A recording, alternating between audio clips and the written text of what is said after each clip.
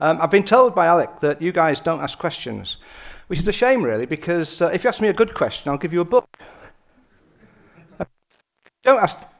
If you don't ask questions, I'll take them all back to the UK, so you've been warned. So Joanna, who asked me to come, wherever she's gone, asked me to talk about the value of testing, and kind of that's good and kind of that's bad, and I never rehearse, so I never know exactly what I'm going to say, okay? And I mean that, I really don't. Well, that's me, that's what I do, yeah, enough of that. Why are we still talking about the value of testing? I did a talk at Eurostar in 2002 called "What is the value of testing and how can we increase it?" And I thought it was a pretty good talk. It was a keynote. And some people came and said, "Oh, that's really interesting and that's really helpful and this, that and the other." Why, 12 years later, are we still worried about this? Something's wrong, isn't it? So if someone asks you to apply for your own job, how would you justify yourself? You know, whatever you get paid, how do you argue? Well, I'm worth, you know, so many thousands of zloty. Zloty, okay. How do you argue that? This is a worry, isn't it? Why are we still talking about this? I don't want to talk about value particularly. I want to talk about something more interesting, and I will do that, but I have to talk about what I said I would. So I'll talk about value for a little bit. But my argument is the difficulties we have, the challenges we have not changed. They're the same now as they were 10, 20 years ago, is my argument, okay? I think the answers are the same, but what's changed, I'm not going to give you the talk from 12 years ago. I'm just going to use slightly different language and tell you a different story, if you like. So, if the language is different, I think some of the perspective I'll bring to it is different as well. Okay, so I have to say, I'm not here to say nice things. If I say nice things to you, you'll say, that's nice, and you'll go away and you say, what did I learn? Nothing. So I have to say things that maybe are not comfortable, okay? Because I'm not here to tell you what you should do this afternoon. I'm here to maybe suggest how you think about what you might be doing next year, 3 years, 5 years. Because our industry is changing all the damn time, and that's the problem. And we've never been able to justify our existence. We've never been able to explain the value of what we do, because I think we've been using the wrong language. Okay? So, let's move on. This is, some of you I'm sure have heard of the Software Testing Club. It's run by a lady called Rosie Sherry in the UK. This is a job, or a little part of a job description. Okay? That was on their site last month, and it's quite typical. Thorough C# knowledge, including Link. I don't know what Link is, but whatever. C#, I understand. Good .NET experience, including charting WinForms. Experience building automated testing. Ability to interact with developers. Ability to influence, ensure good test procedures are developed and implemented. Desirable skills. Some knowledge of Java.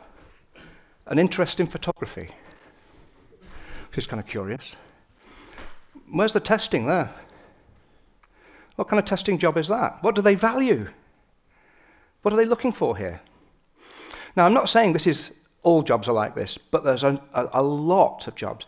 10, 20, 30, 40, 50% of jobs want technical skills. And testing doesn't seem to be what people are looking for. It's the more the technical skills. Now, what's happening to our industry? Are we all going to have to go technical? I don't know. I think some, we have to. But I want to suggest that this is actually, it's to do with a company that are building wearable computers. Okay, so I guess things in glasses and watches, and you get the idea. And the Internet of Everything. So an Internet of Everything is something that seems to be coming. 6 months ago, no one was talking about it. Now I'd say 1 in 10 people in the UK I meet are working actively on the Internet of Everything. Can I ask you guys, and I just want a hand, okay? Is anyone working on the Internet of Things, Internet of Everything? Anyone got that on their agenda yet? No one? Okay. In the UK, I don't think you're being shy, all right? I think you're being honest, okay? In the UK, it was the same in the UK a few months ago. Now, About 1 in 10 people are working on the Internet of Everything, Internet of Things. Watch out. Just look it up, okay? Know what it is. I'm not saying become an expert, but just look it up and know what it is, because it will come. 2/3 of our businesses will be talking about the Internet of Everything, I think, in 5 years' time. The current Internet, I don't know how many devices. Anybody know how many devices are on the current Internet? Any idea? 3, 4 billion? I don't know.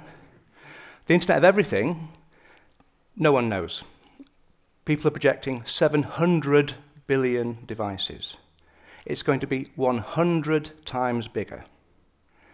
Now that's kind of interesting. Who the hell is going to test that? Who is going to test that manually? It's not going to happen, is it? Now, not these devices, some of them are just microscopic. You know, they are throwaway almost. The time will come when you buy a carton of milk and there'll be a chip in it. And that chip will tell you, drink me. Drink me, because tomorrow I'm going to turn sour. That's where the Internet of Things, the Internet of Everything is going. Now, that's fascinating to me, because that's nothing like what we've worked on before. We've gone from mainframes down to mini-computers, down to client-server, down to web servers and distributed systems and services, and now we're going to talk about chips and systems that we throw away. That's going to be fun, isn't it? Doesn't that change things a little bit for you? Doesn't that make you think, maybe my ICTQB scheme isn't the right thing to be doing right now? So, what do these guys value? Something different from what most people think is what we do as testers, okay? The world is changing. So I want to play marketing for a little bit and talk about who our customers, our stakeholders are, and what they want, okay? I want to talk about the most valuable product of testing, okay? What we do, what people value. And then I want to sort of talk about some of the things, some of the influences that are on, some of the influences in our industry, mostly technology-driven, but that's the way our business is, which are going to change, I think, the way we have to think about testing, the way we have to work. I think things will change. I've been saying this for 2 or 3 years, fine, and I don't know if you remember in 2011, I guess, the death of testing. Do you remember that kind of meme, whatever? And that was a whole lot of nonsense. However, it's not the death of testing, it's the death of a certain way of thinking about testing. So I'm still talking about that because I believe it's happening. I'd say about 25% of the people I know in the UK, and I know mostly test managers, people who run teams, they are working in a different way than they worked 3 years ago. It seems to be happening. I think it'll happen to most people. Okay? So that's what I'm saying. So I'm going to talk about continuous delivery, okay? Which is the main, it's a manifestation of a different way of thinking. It's not the only thing in town, it's not the only game in town, okay? But it seems to be getting so much attention right now that I think we have to just think about it. And I think it'll change the way you perceive what we do as testers. I'll talk about software development patterns. So, yes, we know there's structured waterfall and we know there's agile. Well, I think continuous delivery is a different way. It's not agile. It's a different way. Now, this year, continuous delivery, DevOps, this kind of thinking is getting a lot of attention. But in 2 years' time, I think it will change again. Now, I think the way we should think about testing is saying, well, I don't care what the development process is. I know what my role is. I know what I can do, what I can contribute, what value I can add. So I want to sort of almost talk about patterns of delivery, but almost ignore them and say that's not the point. The way we think is how we add value, okay? And that's the message. So I want to talk about a new model for testing, okay? And some of you might have rocks, and you might throw them at me and say, that's stupid, that's ridiculous, that's crazy. You know, that's not the way testing is at all. It's some new thinking, right? It's about 3 weeks old. It is not mature, it's not right, it's wrong, okay? It's very wrong. It's a model. Some models are useful, all models are wrong, okay? But if it helps you to think about what you do, it has some value, okay? And then I'll close. Okay, so let's move on. Let's play marketing. In fact, I need to have a drink before I do anything. So marketeers, you know, are there any marketeers here? Good. Only because I don't understand marketing. I don't know what these guys do. But I guess they need to understand about customers and value and what customers want and products and whatever, and how you sell. Okay, but in principle, how do we sell ourselves as testers?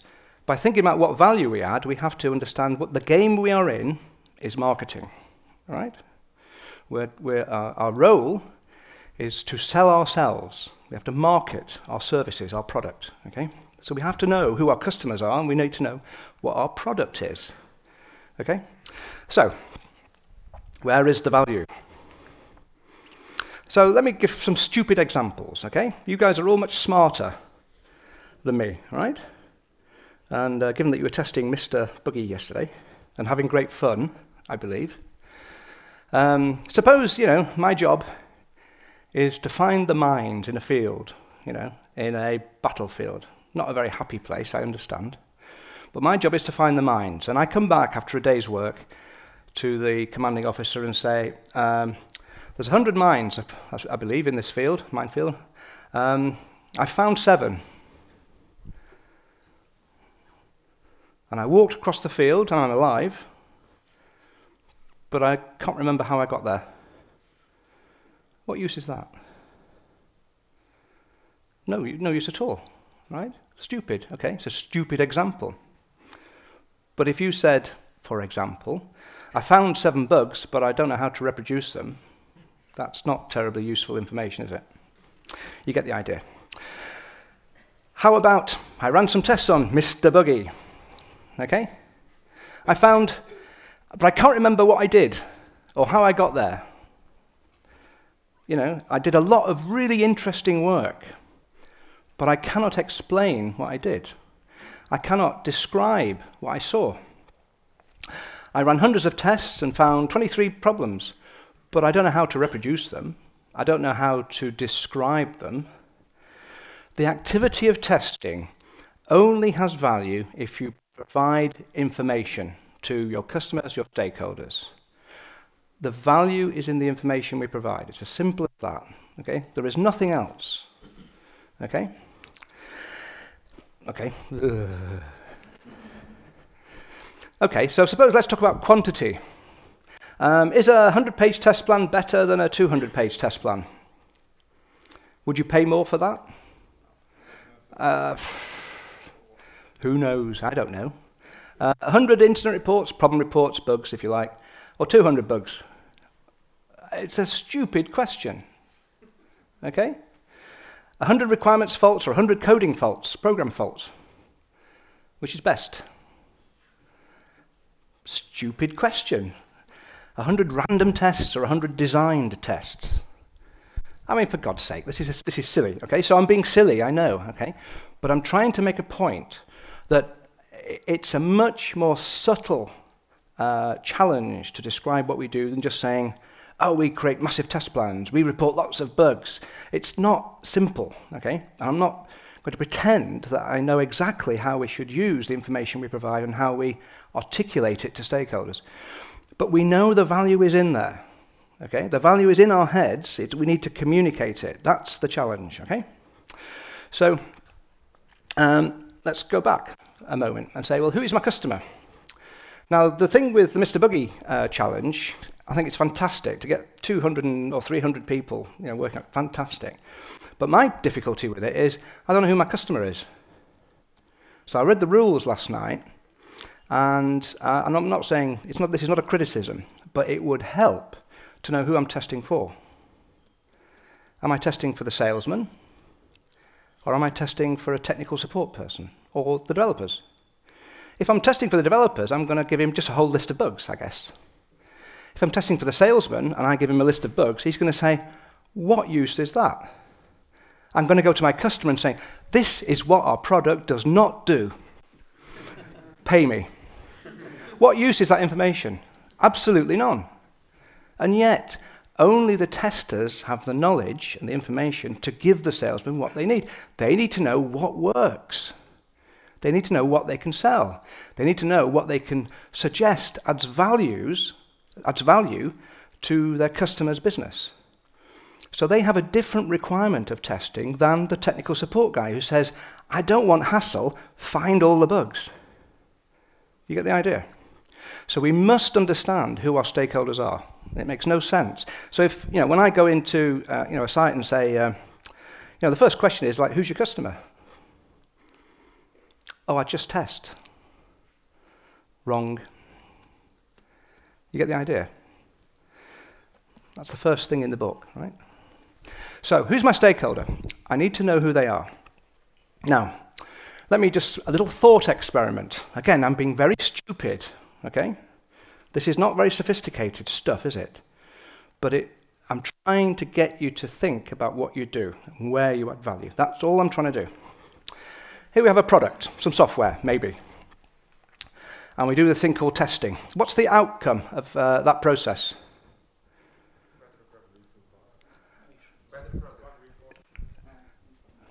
The product, unchanged.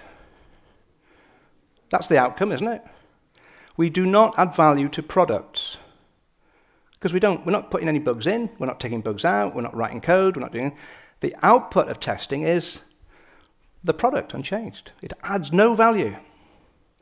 The value is in something else, the knowledge and information we share, right? So I want to suggest that the valuable stuff is in the information that we produce, okay? That's all it can be. Testing generates evidence, intelligence. I like to use the word intelligence. It's a nicer word than data, okay? But it's just a label. It's not an important word. And you've probably seen these kind of ideas before. If you don't know where you are, a map won't help. You must know that. So how many people have driven with their wife or their husband or their boyfriend or girlfriend? And one is navigating and the other one is driving. And the navigator, my wife, let's say, says, take the next turning. Left, right, and she's looking down. She's not looking where she is. And I'm seeing signs, and she's looking at the map, and we're not communicating. You get the idea. With the best map on the planet, if you don't know where you are, it's useless. With the best project plan on the planet, if you don't know the status of the deliverables from that project, you do not know where you are. You cannot manage your project. You can push people around and shout at them and produce reports saying we have spent 100,000 euros or zloty or whatever, but you don't know where you are. Okay?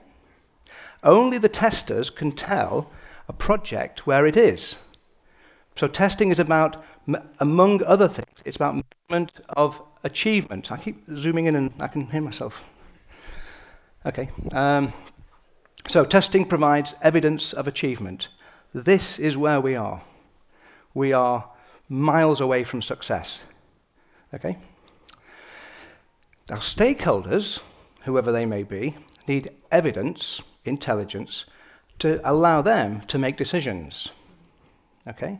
So the decision might be to go live or to delay and test for another month, to accept or reject, to fix a bug or not fix a bug, to continue using a design or to change that design. These are really important decisions, okay?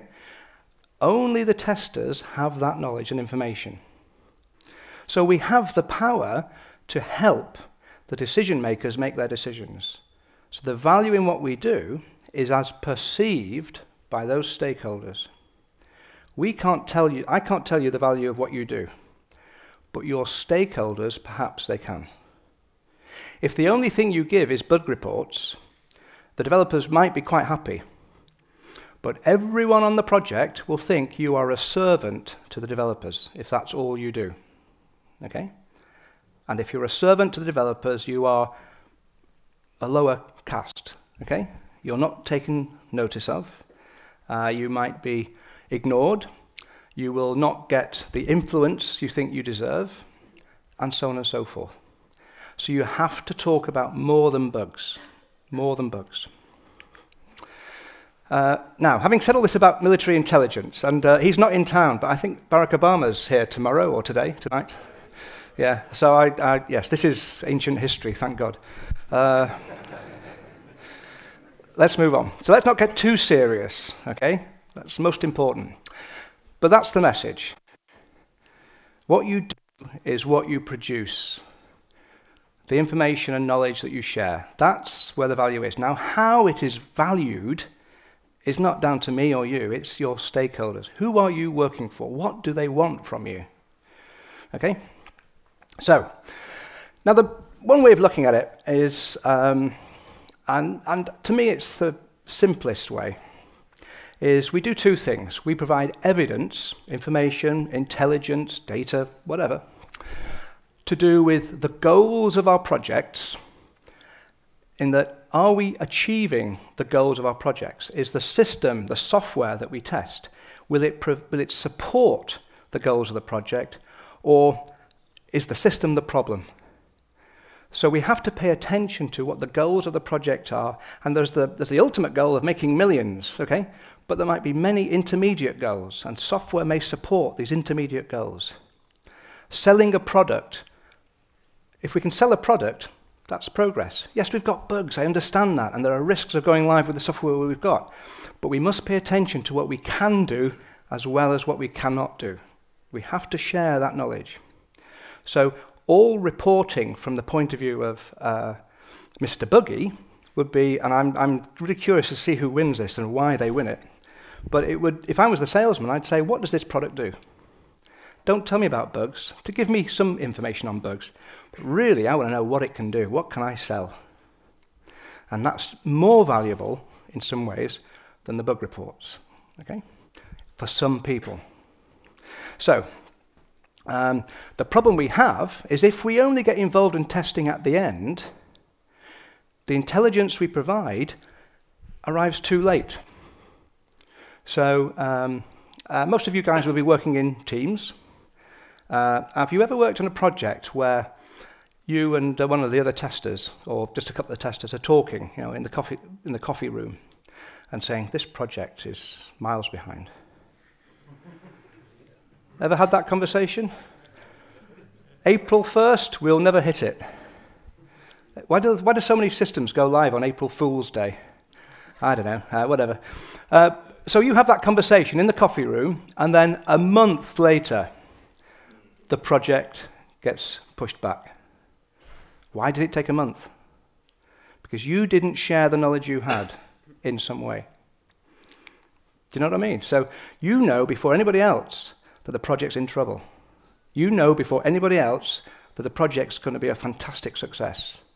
But we don't share that knowledge. That's the problem we have, okay? So, I think I said this. I did have a slide which I took out. I wrote about half the slides last night. And one of them was, have you ever had a program director from Yorkshire? That means nothing, doesn't it? I know. Yorkshire is a county in the UK, Northern England. And they're kind of known for their abruptness and honesty, I should say. So I had I won't name his name, a guy called John, who's my program director. And I'm still a developer, but I was definitely a developer in those days. And he barged into my little office and said, where's my database? In language that I'm not going to share now. That was all he wanted to know. Where is it? He didn't want to know about bugs. He didn't want to know about details or plans, whatever. He said, where is it? Literally, where is it? And he used that word. So my response was, I don't know, John. Where did you put it? Okay? A bit of humor helps. But he didn't want to know the detail. He just said, what is missing? What can I go live with today? What do I need to be wary about? Who do I shout at to get things done? He just wanted it very simply put. Now, the hardest thing to do is to condense mountains of information into some very simple statements. And I think it was Mark Twain who wrote a letter and said, I'm sorry for the length of this letter. I'll get this wrong. I'm sorry for the length of this letter. I didn't have enough time to make it shorter. You get the idea? It's no good giving some people lots of data. They want a summary, right? Now, what that means to them is different from what that means to the developers, who want all the dirty detail. Of course they do. You have to be careful. So, how do we do this? Well, we can either enhance the quality of the information, the intelligence we provide, or, and perhaps just as importantly, we have to provide it earlier. and you must have heard this from someone in the testing business before, we should be testing all the time. We test early, and we test often. We don't just test at the end. That's the point. So, it sounds easy. Well, it's not, I know. But I think we have to become stakeholder obsessed. And by that I mean, service companies are customer obsessed. They're obsessed with customer service. Well, we kind of have to be something similar. Because our customers, we have our developers as a customer, of course, and we provide them the best bug reports we can. But we have other customers. We have to be obsessed. And the thing is, they are actually more important people, but it kind of might be more important to us to talk to them. Okay? So I've said a lot about this, and I just need to be careful as well. How many developers in the room? Any developers here? Ex-developers? Don't be shy. I'm a developer. Be a developer and proud. If you are testing your own code, you test more than anybody else, okay? More than your testers test. It's a fact, right? Most development activity is spent testing. So that's why they get frustrated at testers who find the most obvious things. It drives developers nuts, okay? You, when you are testing, are your own stakeholder. Doesn't that make sense? I'm my own customer. So I say, I'm a developer. What do I want from my tester? I'm the tester. What can I give you, Mr. Developer? You've got to have this split personality, of course. It's not easy, but you are your own stakeholder. You are your own customer. Now, here's some difficulties. One is, sometimes our stakeholders do not agree. Does that sound reasonable? Our users don't agree on what the best requirement is, what a requirement is. So that is difficult for us because it means that we don't know who to turn to. We don't know where our oracle is. So it's not as easy as I say. We can't test everything, so we need to help our stakeholders to make good choices. So I don't think we should be the people who say, I'm going to test this, this, and this, and I'm not going to test that, that, that. That's not our decision to make, I don't think. We have to negotiate scope with our stakeholders. And that's part of the game that we're in. We're in a very kind of human situation. It's not a technical situation at all. What we do as testers is driven by the needs, wishes, emotions, preferences of people. Okay? So we have to get into the heads of our stakeholders. Okay? This is an interpersonal skill. This is not testing. Okay? It's not C# and link and an interest in photography. It's what goes on in here and what comes out of our mouth and what we listen to. Interpersonal skills. So we need these good relationships, okay? We need to use direct language. If we're talking to an end user who is not technical, we shouldn't be talking in technical language. Simple. It's kind of obvious. So you provide a service to projects, not just to developers. And I think I said this earlier. If the only thing you talk about is bugs, you will be seen as a servant to the developers. And that's why they get paid more and you get paid less. We do more than that, just that one service, okay? So, I want to talk about continuous delivery. So I've talked to, you know where I'm coming from, okay?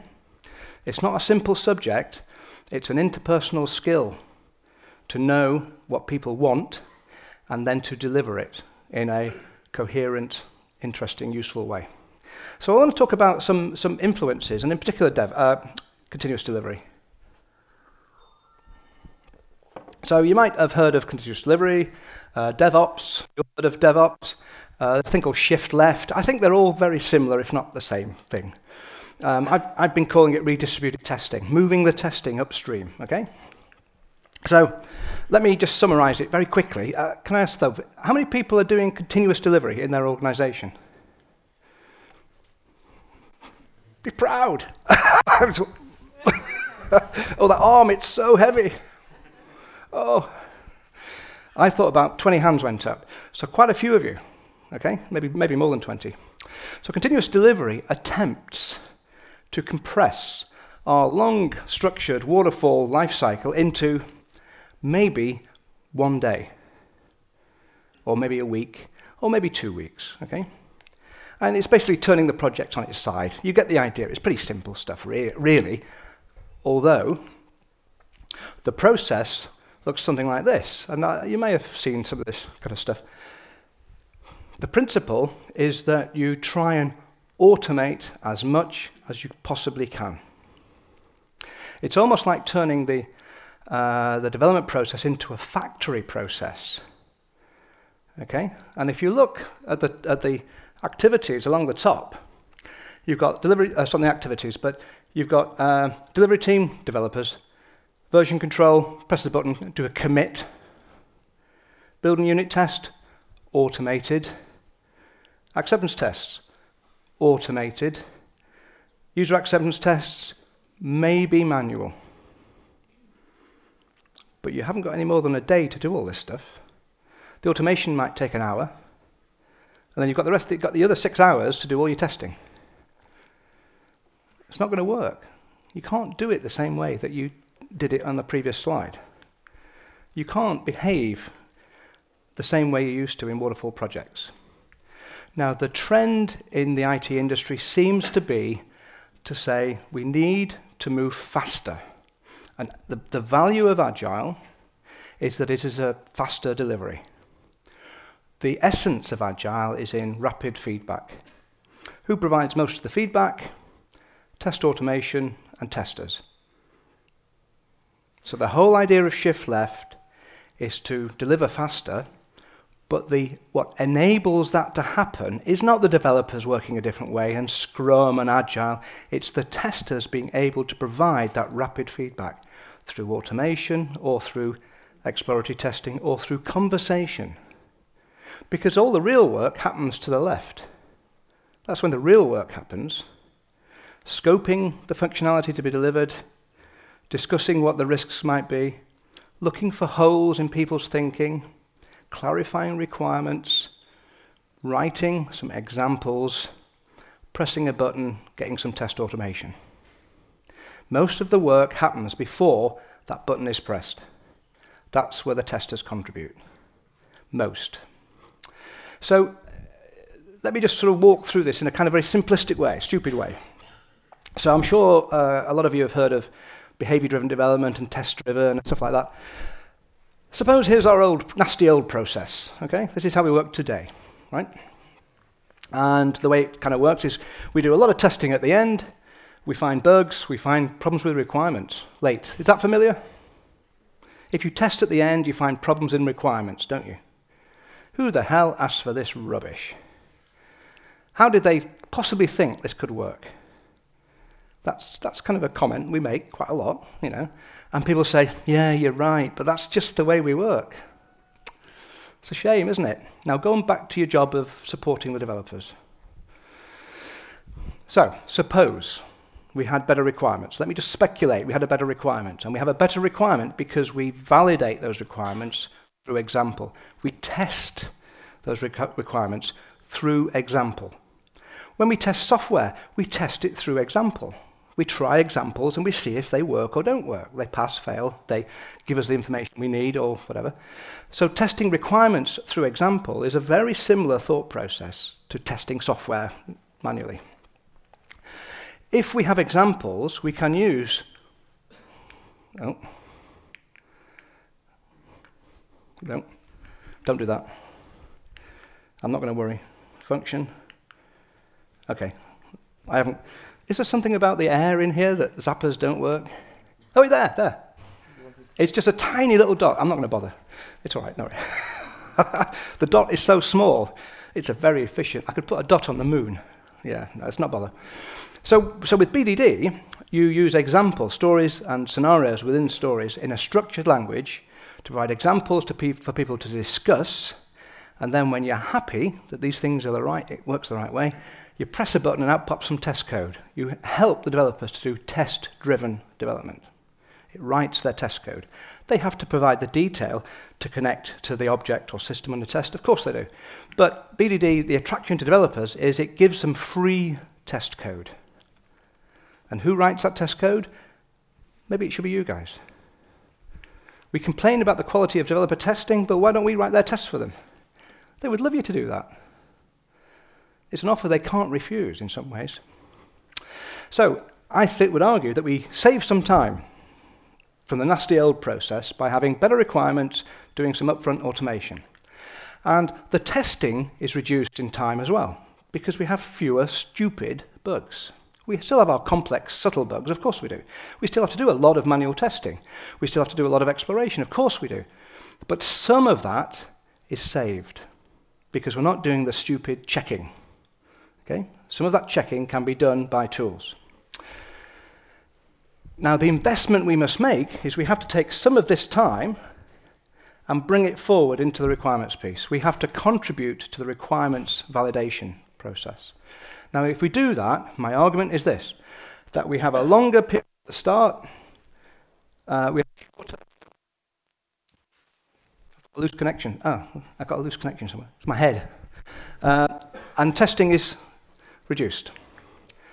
So what do you notice? Oh, we save some time. Now, no numbers. I've got no evidence, and I'm not going to even try and give you evidence, because it's a story that you might consider discussing back at your company. Maybe we should look into this DevOps, behavior-driven development stuff. Maybe the distribution of testing is changed. We move some of the testing that happens late, we bring it forward, we shift it left. That's the argument that more companies are beginning to take seriously. That's what seems to be happening more and more. So it affects you guys. It could be the analysts do the validation of requirements, and the analysts write the tests. But I'm not sure they're the right people. I'm not sure they have the skills and the knowledge to do that. Maybe it should be you guys. So who's going to do all this? Yeah, I think I said. And I want to do this really quick. If you imagine, I just want to get the whole picture up. Sorry about this. Right. Continuous delivery, story-driven.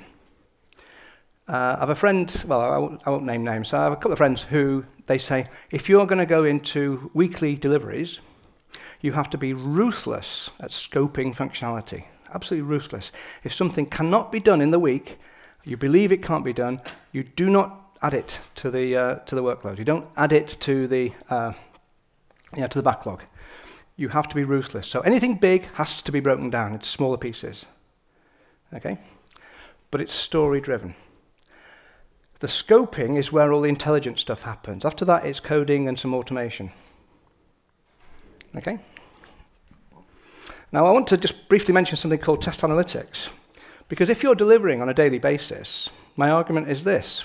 When we go into production, we might be deploying into production, but we might not be turning it on. We might not be giving it to all our user communities. We might not be releasing it. Or we might release it to a subset, or one customer, or a type of customer. So we might do this experimentation in production. And we do experimentation because we want the data to tell us whether our change has worked. Now, if we're doing this in production analytics game, surely, why don't we do some of that analytics stuff before we release?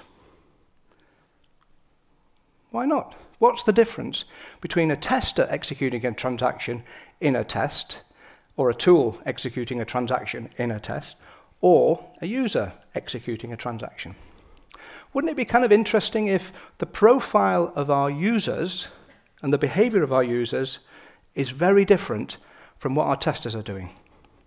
Now, I don't know if that would be a significant thing or not, but we don't even look at the data, and yet we will have the data.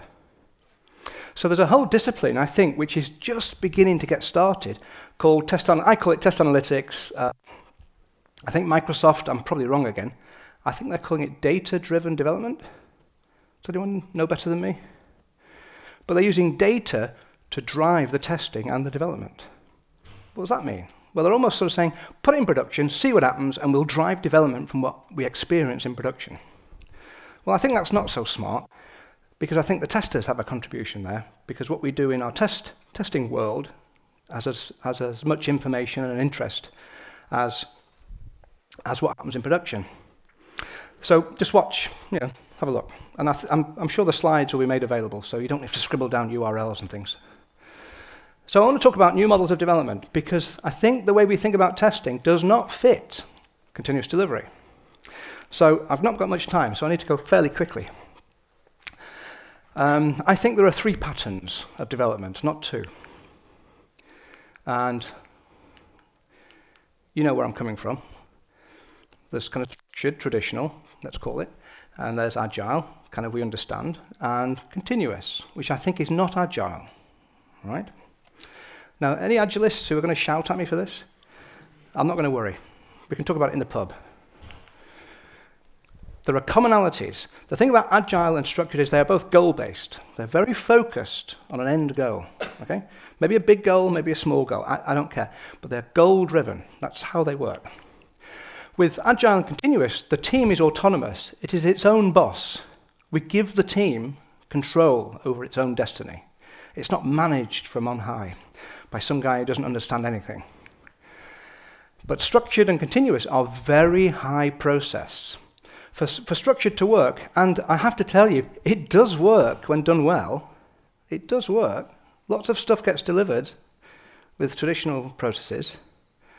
Everything used to get delivered with structured processes, used to. It's very high process, it's very high discipline. With continuous, it's very high discipline because we use automation. Okay? So we use tools, not people, for quite a few of the activities. So we have these three kind of alternatives. And what I did was I thought, okay, how could we profile, how could we compare and contrast these three ways of working? So I came up with a list of things to look at. Okay? I'm not going to spend time on this other than to say I talked about structure, the rate of decision making, testing gets a mention, but not BDD. Okay, that's tools, right? This is people. Talk about measurement, governance, so on. You get the idea. And it's a simple model.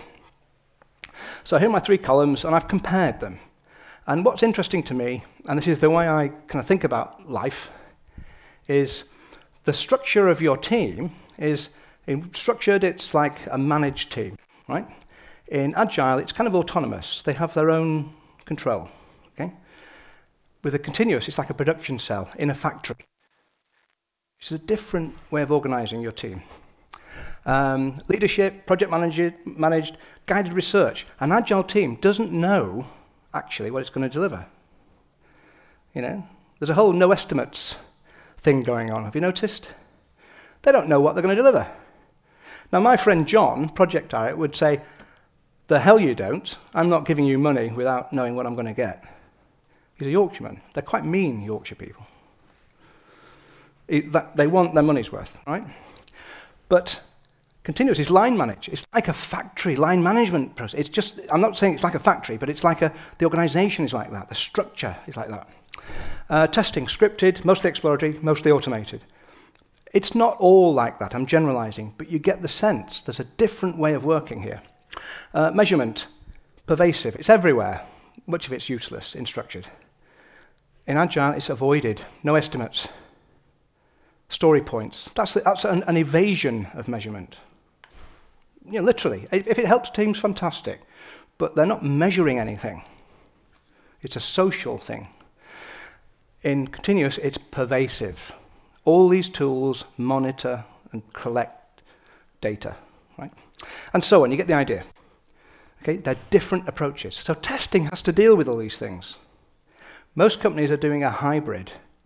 They're doing some structure, they're doing some agile, and they're beginning to get into continuous. Everyone is doing a bit of what works. So where the hell do we fit? We have to be smarter. So I want to talk about a different way of thinking about testing. In fact, it's a way of thinking about testing that's only about thinking. So don't throw stones at me yet, okay? It's not finished, it's a work in progress. If you've got comments, I'd be delighted to hear from you. Okay? So I want to give you oh, I've got to do this, haven't I? I'm going to give you an example of models. What kind of model is that? Fail. Come on, what's that? Can you see it? Sorry. Is it? You can see it? I think it's a sequence diagram. It's either sequence or collaboration. I always forget. It's a UML, whatever. Okay, we'll do an easier one. What's that? Yeah, my project. Oh, Microsoft project. What's that? I think it's an entity model. I don't use UML, so it's probably got a different name. What's that? It's a weather map. It's a model. It's a model. Now, what's that? Does anyone know that? Huh? Is that the same as Paul Dirac's? Oh, okay. Dirac equation. It's that. See. It's the equation of the electron. Paul Dirac, I think. Electron and positron. Oh, okay, well, there you go. And antimatter too. Thank you, sir. What a wonderful thing. If you don't understand, it doesn't matter. It doesn't matter. These are all models, right? Get into your head that models are for everybody and everything, right? Have I got any more? What's that? London Tube Map. That's easy, you know. How useful is that? It's fantastic. Is it realistic? No. It's completely wrong. What's that? A mathematician friend over here will know. It's the model of the forces on a block on a slope with friction. You know, you probably remember a bit of mathematics, whatever. It's a model. It's not reality.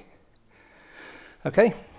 So, when you, as a human being, in your everyday life, just do anything, you are building and rebuilding and recalibrating and recalculating models after model after model after model after model. Your brain is a fantastic engine for model making. So for example, if I'm stood over here and I think I'm a bit thirsty and I walk to the glass of water, every step I take has been modeled, my reality has been modeled somewhere up here. My brain is calculating and recalculating what electrical signals it sends to my muscles, not my arms but my legs, so I don't bump into Alec here and I don't fall over the table, and I can reach out and I'm modeling and modeling and modeling, and I reach out and take that and I put it in my mouth without dribbling water. That's modeling, right? As testers, what we do is all testing is exploratory. And by that I mean, this is testing. We explore our sources of knowledge. We find information wherever we can. And we take that and we build models of the behavior of the software. And with those models in our head or written down, I don't care, those models inform our testing. We can use those models to select things to cover in our tests. So testing is about model making, right? So you know all about exploring sources of knowledge. You know, when you're testing Mr. Buggy, you know, I'm going to look at the software, I'm going to look at the spec, I'm going to look at the rules, I'm going to look at other people, I'm going to ask my friend, I'm going to use my experience, I'm going to use my knowledge. Maybe I did Mr. Buggy last year. I don't know. We get information wherever we can, we build models, and we use those models to help us to design tests. So I want to suggest there are two states of thinking. There is exploring, collecting information, and then there is testing. Exploring is about building up our models. Testing is doing the job, okay? Applying tests. So let me just walk through, So let me walk through the exploration cycle, okay? Well, this is kind of speculative, but I think this is how my brain works. I don't know about you guys. You guys might work differently. This is how I think I work. I've got sources of information, lots of stuff I could use. And I inquire, I ask questions to find out information. And I use that information to speculate models. James and Michael use the term heuristics as a speculation about what might this model look like. So a heuristic is a partial model, or maybe a model, it could be a whole model. And we create multiple models, if you can see that, in our heads. Or we write it down. I don't care. That's for someone else to worry about. I'm not going to worry about writing stuff down. And our model then says, you know what, if you do this and this, the system should do that. So I can predict. And then when I go to the prediction, I go back to my source and I can talk to my users and say, you know what, if I do this and this and this and this, the system does that. Is that okay? And the user might say, that's absolutely, oh no, wrong. Well done. You found a problem. Or they might say, you know what, you're quite correct, but it's more complicated than that. I better go and have a think. Or, my God, we're completely wrong here. We're in the wrong field, we're on, whatever. So we can use our predictions to challenge our sources of knowledge. How many times have you gone back to a user or a product owner or a developer and said, are you sure we understand the requirement here? It happens all the damn time. So we use the exploration cycle to build sophisticated models, but a byproduct is validating our sources of knowledge, challenging our sources of knowledge, asking awkward questions through example. So that's that. If you imagine that's been shifted over here, once we've got our exploration... Oh, sorry, I need to say one more thing quickly. We have this kind of cycle, and what happens? How do we go from one cycle to the other? One exploration to testing. How do we do this? I've got no sensible answer other than to say, when we are confident in our models, we think we can start testing. But if our models are wrong, we have to keep exploring. We ask more questions, because we don't think we understand enough yet. Now, how do you decide between one and the other? I don't know. I've put this green blob called judgment in there. I think that is probably the most complex part of our thinking, and I have no idea how it works. Okay? So I'm not going to teach you how to have judgment. Judgment is a human skill, isn't it? So, okay, but let's imagine we've done our exploration, we've got some models in our head, written down, I don't care. From that, we can inform our test. We can select things to test. Okay, so I'm not going to explain what informing is, but it's not press a button and test arrive. It's about I can visualize what I might need to do. And the testing, we apply a test. Now that might be manual, might be with a tool, might be some other piece of magic we use. I don't care how we do this, because I'm only worried about the thinking. We apply the test. What happens? We get a result, which we must interpret. The result might be pass. Well, what does a pass mean? The result might be a fail. What does a fail mean? The result might be something completely unexpected. That's interesting. But a human does the interpretation, whether it's a manual test or done by a person or whether it's a tool. Only humans can interpret. When we interpret it, we might log a bug. This is not testing. I'm just putting it in there for completeness. Or we might refine our model. We might say our model is wrong. Okay? We might have to go back to our sources. You know what? We don't know enough. You get the idea? And I think that's the whole picture. Now, suppose, with Mr. Buggy yesterday, we don't have a spec. I think you do have a very small spec, don't you? But suppose we do have no spec. There is no source of knowledge except the system. If you imagine that whole process wrapped up, our source is the system. So there's our system. We ask questions of it. We try things. We explore. We model. We then make predictions. And then we challenge it. I wonder if my model is correct. Now, I'm not testing. I'm trying to figure out my model. And at some point, I decide, I think I know enough. I'm going to try a test. So it informs our test. We apply a test. We interpret the result. We find bugs. We log bugs. We do reporting. We refine our model. Maybe we go around the loop. And that's it. Okay? I know it's much more complex than that. But what's the point of having a model so complex that you don't understand it? I understand that. Because I can explain it. I can defend it. Okay? It's wrong. But it might be useful. So, I want to use that as a notion of way of thinking about the skills we need, because I'm not interested in writing documentation. That is not a testing skill. Okay? The challenge we have with the certification schemes, for example, is it's obsessed with the logistics of testing, which is writing stuff down mostly. To me, that's interesting, important in some places, but that's not testing, that's logistics. So I would argue that the thinking skills are the most important things, right? That's what we need to really home in on. Less important, stages of testing. I haven't mentioned stages of testing. Stages of testing is a logistical challenge. It's nothing to do with being a good tester, in my opinion. So I think I said that. The logistics are local. Context sensitive, you might say. So I'm going to close. Right, so